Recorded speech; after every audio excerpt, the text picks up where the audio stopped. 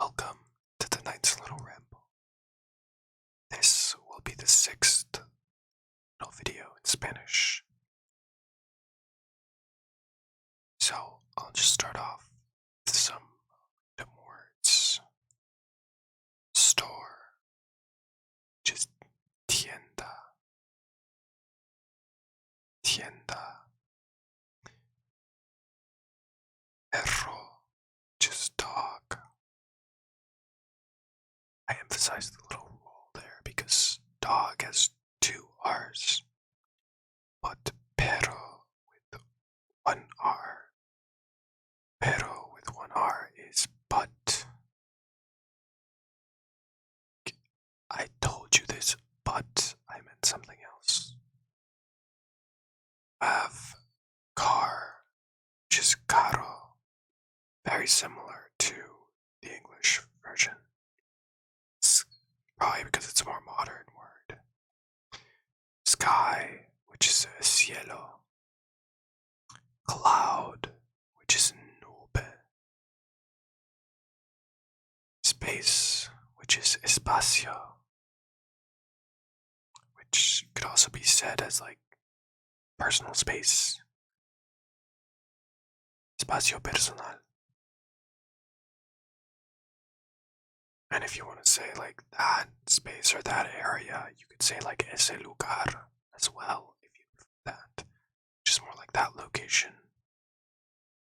El sitio, which if you want to translate it to English is more like that site. You can also use it like that place. Sun, sol, S-O-L. Very quick, very easy. I suppose I will cover the verb to travel as I did with my last German video, which is viajar. Viajar is spelled V-I-A-J-A-R. The J is more like a H sound. So, yo viajo, I travel. Tú viajas, you travel. Él, ella y usted viaja. He, she, it travels. Nosotros viajamos. We travel. For the record on the last one, usted does not translate to it. It's just, that's like version of English that I was just trying to reference. It's more like a polite way. Nosotros, we viajamos, so we travel. Vosotros, viaje. You, but in this tense, plural, travel. Ellos, ellas y ustedes viajan.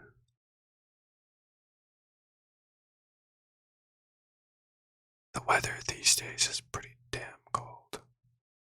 So, it's just an observation, that's nothing to do with learning. But if you want to say cold in Spanish, I guess you could say frío.